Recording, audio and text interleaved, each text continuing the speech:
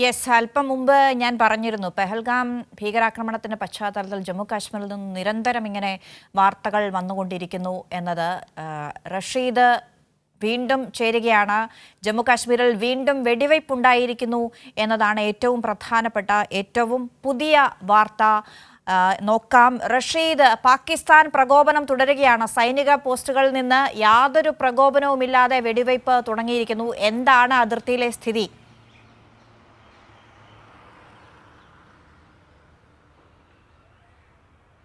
അന്ന സൂചിപ്പിച്ചതുപോലെ തന്നെ ഈ പഹൽഗാം ഭീകരാക്രമണത്തിന് പിന്നാലെ കടുത്ത നടപടികളിലേക്കാണ് അല്ലെങ്കിൽ പ്രതിരോധ പ്രവർത്തനങ്ങളിലേക്കാണ് ഇരു രാജ്യങ്ങളും കടക്കുന്നത്. പ്രധാനമായും ഇത്തരത്തിൽ പാകിസ്ഥാൻ്റെ ഭാഗത്ത് നിന്നും വീണ്ടും ഇത്തരത്തിലൊരു പ്രകോപനം ഉണ്ടാകുന്ന സമീപനമാണ് ഉണ്ടായിരിക്കുന്നത്. ഇപ്പോൾ പാകിസ്ഥാൻ്റെ സൈനിക പോസ്റ്റുകളിൽ നിന്നാണ് പ്രകോപനമില്ലാതെ ഇന്ത്യൻ സൈനികർക്ക് നേരെ വെടിയുതിർത്തിരിക്കുന്നത്. ചെറിയ ആയുധങ്ങൾ ഉപയോഗിച്ചാണ് ഇത്തരത്തിൽ വെടിവെപ്പ് ഉണ്ടായത് എന്നുള്ളതാണ് ഇപ്പോൾ സൈന്യം വ്യക്തമാക്കിയിട്ടുള്ളത്. അതേസമയം ഇതിന് തിരിച്ചടി നൽകിയിട്ടുണ്ട് എന്നും ഇപ്പോൾ സൈന്യം വ്യക്തമാക്കിയിട്ടുണ്ട്. ടുട്ടുമാരി ഗാലി അതോടൊപ്പം റാംപൂർ എന്നീ സെക്ടറുകളിലാണ് വെടിവെപ്പ് ഉണ്ടായിട്ടുള്ളത്. ഇത്തരത്തിൽ വിവിധ മേഖലകളിൽ ഇപ്പോഴും വെടിവെപ്പ് തുടർന്നുകൊണ്ടിരിക്കുകയാണ്. പ്രധാനമായും ഈ ഭീകരരെ കണ്ടെത്തുന്നതിനാവശ്യമായിട്ടുള്ള തുടർ നടപടികൾ വിവിധ മേഖലകളിൽ നടന്നുകൊണ്ടിരിക്കുകയാണ്. ഇതിനിടയിലാണ് ഇത്തരത്തിൽ ഈ മേഖലകളിലൊക്കെ തന്നെയും, അതായത് ഈ പാകിസ്ഥാൻ അധീനതയിലുള്ള അല്ലെങ്കിൽ പാകിസ്ഥാൻ്റെ അതിർത്തി പോസ്റ്റുകളിൽ നിന്നും ഇത്തരത്തിൽ സൈന്യത്തിന് നേരെ വെടിവെപ്പ് ഉണ്ടാകുന്നത്. വിവിധ മേഖലയിൽ ഇത്തരത്തിൽ പ്രകോപനമായിട്ടുള്ള നടപടികളാണ് ഇപ്പോൾ പാകിസ്ഥാൻ്റെ ഭാഗത്തു നിന്നും ഉണ്ടാകുന്നത്. സമയം ശക്തമായി തിരിച്ചടിക്കാൻ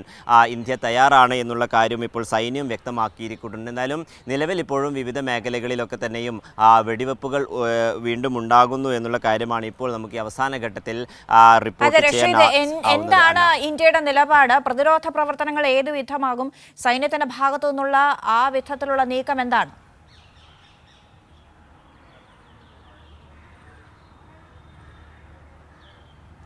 അന്ന, പാകിസ്ഥാൻ്റെ ഭാഗത്തു നിന്ന് ഏതെങ്കിലും തരത്തിൽ പ്രകോപനമായിട്ടുള്ള നിലപാട് അല്ലെങ്കിൽ പ്രവർത്തികൾ ഉണ്ടാവുകയാണെങ്കിൽ ശക്തമായി തിരിച്ചടിക്കുമെന്ന് തന്നെയാണ് നേരത്തെ സൈന്യം വ്യക്തമാക്കിയിട്ടുള്ളത്. ഇതിൻ്റെ അടിസ്ഥാനത്തിൽ ഏത് തിരിച്ചടിയാണെങ്കിലും അതിന് കൃത്യമായിട്ടുള്ള മറുപടി നൽകാൻ സേന സജ്ജമാണ് എന്നുള്ള കാര്യമാണ് ഇപ്പോൾ സൈന്യവും വ്യക്തമാക്കിയിരിക്കുന്നത്. നിരവധി മേഖലകളിൽ ഇതിൻ്റെ ഭാഗമായി കൂടുതൽ സേനാംഗങ്ങളെയും സുരക്ഷാ ഉദ്യോഗസ്ഥരെയൊക്കെ തന്നെയും നിയോഗിച്ചിട്ടുണ്ട്. പ്രത്യേകിച്ചും BSFിൻ്റെയും അതോടൊപ്പം CISFിൻ്റെയും ജമ്മു കാശ്മീർ പോലീസിൻ്റെയും പ്രത്യേക ഉദ്യോഗസ്ഥരെയൊക്കെ തന്നെ വിവിധ മേഖലകളിൽ വിന്യസിച്ചിട്ടുണ്ട്. അതോടൊപ്പം വിവിധ മേഖലകളിലേക്ക് അതിർത്തി പ്രദേശങ്ങളിലൊക്കെ തന്നെയും ഇതുമായി ബന്ധപ്പെട്ട ആയുധങ്ങളൊക്കെ തന്നെയും എത്തിക്കുന്ന നടപടികളിലേക്കും ഇന്ത്യ കടന്നിരിക്കുന്നു എന്നുള്ള കാര്യം ഇപ്പോൾ സൈന്യം വ്യക്തമാക്കിയിട്ടുണ്ട്. ഇത്തരത്തിൽ ഏതെങ്കിലും തരത്തിലൊരു നടപടി അല്ലെങ്കിൽ ഒരു പ്രതിരോധ പ്രവർത്തനങ്ങൾ, പ്രകോപന പ്രവർത്തനങ്ങൾ പാകിസ്ഥാൻ്റെ ഭാഗത്തു നിന്നുണ്ടാവുകയാണെങ്കിൽ അതിനെ ശക്തമായിട്ടുള്ള തിരിച്ചടി നൽകാൻ ഇന്ത്യൻ സൈന്യം തയ്യാറാണ് എന്നുള്ള കാര്യമാണ് ഇപ്പോൾ സൈന്യവും വ്യക്തമാക്കിയിരിക്കുന്നത്.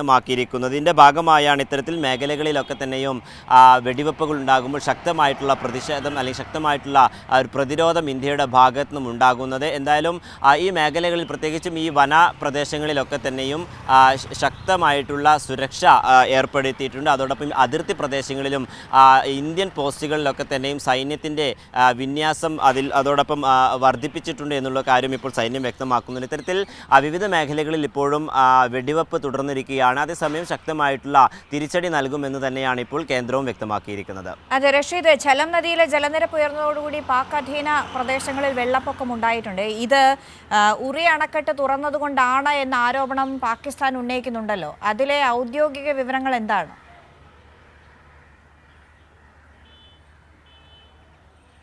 അന്ന, കഴിഞ്ഞ ദിവസം അർദ്ധരാത്രിയോടുകൂടിയാണ് ഇത്തരത്തിൽ ജലം നദിയിലെ ജലനിരപ്പ് ഉയർന്ന് വന്നത്. ഇതിന് പിന്നാലെ ഈ മേഖലകളിലൊക്കെ തന്നെയും പ്രത്യേകിച്ചും ഈ പാക് അധീനതയിലുള്ള ജമ്മു കാശ്മീർ മേഖലകളിലൊക്കെ തന്നെയും വെള്ളപ്പൊക്കം ഉണ്ടായിട്ടുണ്ട്. വിവിധ മേഖലകളിൽ വീടുകളിൽ വെള്ളം കയറുകയും കന്നുകാലികൾ അടക്കം ജീവൻ നഷ്ടപ്പെടുകയും ചെയ്തിട്ടുണ്ട് എന്നുള്ള കാര്യമാണ് ഇപ്പോൾ പ്രാദേശിക മാധ്യമങ്ങൾ റിപ്പോർട്ട് ചെയ്യുന്നത്. അതേസമയം ഈ സിന്ധു നദീജലക്കര റദ്ദാക്കിയതിന് പിന്നാലെ നടപടിയുമായി മുന്നോട്ട് പോവുകയാണ് ഇന്ത്യ എന്നുള്ളൊരു ആരോപണമാണ് ഇപ്പോൾ പാകിസ്ഥാൻ ഉയർത്തിയിരിക്കുന്നത്. പ്രത്യേകിച്ചും ഈ ജലം നദിയുടെ വെള്ളവുമായി ബന്ധപ്പെട്ട് അല്ലെങ്കിൽ ഈ നദിയിലെ ജലം നിയന്ത്രിക്കുന്നത് ഇന്ത്യയാണ്. ഇത്തരത്തിൽ ഈ കരാറ് ലംഘിച്ചതിന് പിന്നാലെ അല്ലെങ്കിൽ കരാറ് മരവിപ്പിച്ചതിന് പിന്നാലെ തങ്ങൾക്കെതിരെ പ്രകോപനപരമായിട്ടുള്ള നടപടിയാണ് ഇന്ത്യ എടുത്തിരിക്കുന്നത് എന്നുള്ളൊരു ആരോപണമാണ് ഇപ്പോൾ പാകിസ്ഥാൻ ഉയർത്തിയിരിക്കുന്നത്. അതേസമയം ഈ മേഖലയിൽ കഴിഞ്ഞ ദിവസങ്ങളിലൊക്കെ തന്നെയും ശക്തമായിട്ടുള്ള മഴയുണ്ടായിരുന്നു. ഇതിൻ്റെ അടിസ്ഥാനത്തിലാണ് ഈ ജലനിരപ്പ് ഉയർന്നത് എന്നാണ് പ്രാദേശിക മാധ്യമങ്ങൾ റിപ്പോർട്ട് ചെയ്യുന്നത്. എന്തായാലും ഇതുമായി ബന്ധപ്പെട്ട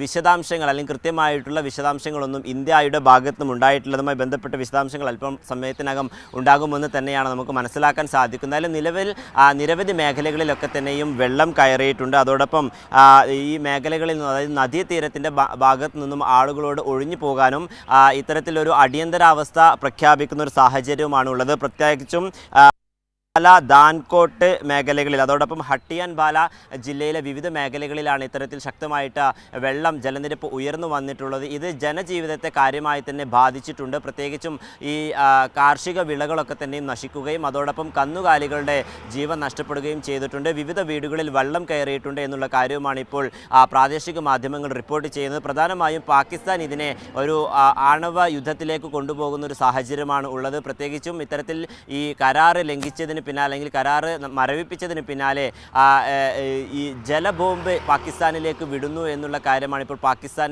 ആരോപണം ഉയർത്തിയിരിക്കുന്നത്. എന്തായാലും ഇതുമായി ബന്ധപ്പെട്ട വിശദീകരണം കേന്ദ്ര സർക്കാർ ഇതുവരെയും പുറത്തുവിട്ടിട്ടില്ല. നിലവിൽ ഈ മേഖലയിലൊക്കെ തന്നെയും വെള്ളക്കെട്ട് തുടരുകയാണ്. വിവിധ മേഖലകളിൽ നിന്നും ആളുകളെ രക്ഷപ്പെടുത്തുകയും ചെയ്തിട്ടുണ്ട്. 100ഓളം ആളുകളെ രക്ഷപ്പെടുത്തി എന്നാണ് ഇപ്പോൾ പ്രാദേശിക മാധ്യമങ്ങൾ ജമ്മു കാശ്മീരിൽ നിന്നും റിപ്പോർട്ട് ചെയ്യുന്നത്. അതോടൊപ്പം നിരവധി വീടുകൾക്ക് വെള്ളം കയറിയിട്ടുണ്ട്.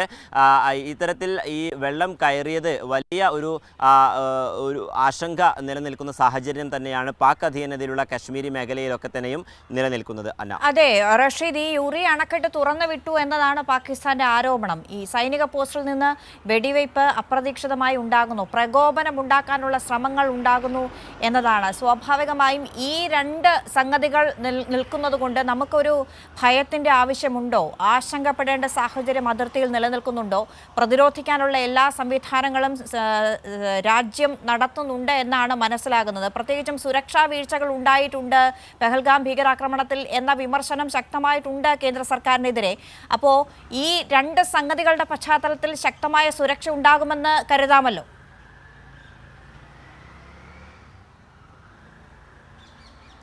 തീർച്ചയായിട്ടും നേരത്തെ തന്നെ ഈ വീഴ്ച സംഭവിച്ചതിന് പിന്നാലെ വിവിധ മേഖലകളിൽ സൈന്യത്തിൻ്റെ പ്രതിരോധ പ്രവർത്തനങ്ങളിൽ ഊർജിതമായിട്ടുള്ള നീക്കമാണ് കേന്ദ്ര സർക്കാർ നടത്തിയിട്ടുള്ളത്. പ്രത്യേകിച്ചും നിരവധി ആയിട്ടുള്ള കമ്പനികളെ വിവിധ മേഖലകളിൽ വിന്യസിക്കുകയും അതോടൊപ്പം ഇവർക്ക് ആവശ്യമായിട്ടുള്ള പ്രതിരോധ പ്രവർത്തനങ്ങൾക്ക് ആവശ്യമായിട്ടുള്ള തുടർ നടപടികൾ സൈന്യത്തിൻ്റെ ഭാഗത്തു നിന്നും ഉണ്ടായിട്ടുണ്ട്. അത്തരത്തിൽ ഏതെങ്കിലും തരത്തിലൊരു പ്രകോപനം പാകിസ്ഥാൻ്റെ ഭാഗത്തു നിന്നും ഉണ്ടാവുകയാണെങ്കിൽ ശക്തമായിട്ടുള്ള തിരിച്ചടിക്കാൻ എല്ലാ തയ്യാറെടുപ്പുകളും ഇന്ത്യ നടത്തിയിട്ടുണ്ട്. അല്ലെങ്കിൽ അത്തരത്തിലുള്ള വാർത്തകൾ തന്നെയാണ് നമുക്ക് റിപ്പോർട്ട് ചെയ്യാൻ സാധിക്കുന്നത്. കഴിഞ്ഞ ദിവസം ഇതുമായി ബന്ധപ്പെട്ട ഈ യുദ്ധക്കപ്പലുകളൊക്കെ തന്നെയും തയ്യാറാണ് എന്ന് നേവിയുടെ ഭാഗത്തു നിന്നും അറിയിപ്പുകൾ ഉണ്ടായിരുന്നു. ഇത്തരത്തിൽ എല്ലാ ക്രമീകരണങ്ങളും രാജ്യം മുന്നോട്ട് വെക്കുന്നുണ്ട്. പ്രത്യേകിച്ചും ഈ പ്രതിരോധ പ്രവർത്തനങ്ങൾക്ക് ആവശ്യമായിട്ടുള്ള എല്ലാ തുടർ നടപടികളും രാജ്യം മുന്നോട്ട് കൊണ്ടുപോവുകയാണ്. കൂടുതൽ സൈന്യത്തെ വിവിധ മേഖലകളിൽ വിന്യസിക്കുന്നുണ്ട്. അതോടൊപ്പം ഇവർക്ക് ആവശ്യമായിട്ടുള്ള എല്ലാ ക്രമീകരണങ്ങളും ഒരുക്കുന്നുണ്ട്. ഈ ഭീകരരെ കണ്ടെത്തുന്നതിന് ആവശ്യമായിട്ടുള്ള എല്ലാവിധ പഴുതടച്ചുള്ള പരിശോധനകളും നടക്കുന്നുണ്ട്. രാത്രിയും പകലും പോലെ സൈന്യം വിവിധ മേഖലകളിൽ ഇത്തരത്തിൽ തിരച്ചിൽ ഇപ്പോഴും തുടർന്നുകൊണ്ടിരിക്കുകയാണ്.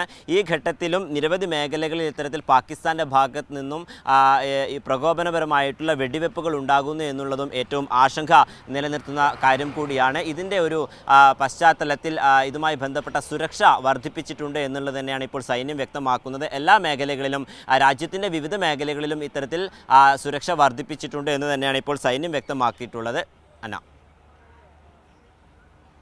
മേഖലകളിലും സൈന്യം സുരക്ഷ ശക്തമാക്കാനുള്ള ശ്രമങ്ങൾ ഉണ്ടായിട്ടുണ്ട് എന്നുള്ളതാണ് ഔദ്യോഗികമായ വിവരങ്ങൾ. പാകിസ്ഥാൻ പല ആരോപണങ്ങളും ഉന്നയിക്കുന്നു, പ്രകോപനമുണ്ടാക്കുന്നു, അതിർത്തികളിൽ വെടിവയ്പ് വീണ്ടും ഉണ്ടാകുന്നു, യാതൊരു പ്രകോപനവുമില്ലാതെ വെടിവയ്പ് ഉണ്ടാകുന്നു സൈനികർക്ക് നേരെ. പാകിസ്ഥാന്റെ ശ്രമം ഏറ്റവും പുതിയത് അതാണ് നമുക്ക് പറയാൻ കഴിയുന്ന വാർത്ത. നമ്മുടെ സൈന്യം ഇത് പ്രതിരോധിക്കാനുള്ള എല്ലാ സംവിധാനങ്ങളിലേക്കും കടന്നിട്ടുണ്ട് എന്നതാണ് മനസ്സിലാക്കാൻ കഴിയുന്നത്. അതിർത്തിയിൽ സംഘർഷാവസ്ഥ ഇപ്പോഴും തുടരുകയാണ്. വളരെ വേഗം സമാധാനപരമായ ഒരു അന്തരീക്ഷത്തിലേക്ക് മാറാൻ കഴിയട്ടെ എന്നതാണ് ആഗ്രഹിക്കുന്നത്. അതിന് ആ വിധത്തിലുള്ള ഇടപെടലുകൾ, നയതന്ത്ര ഇടപെടലുകൾ ഉണ്ടാകട്ടെ എന്നും ആഗ്രഹിക്കുകയാണ്.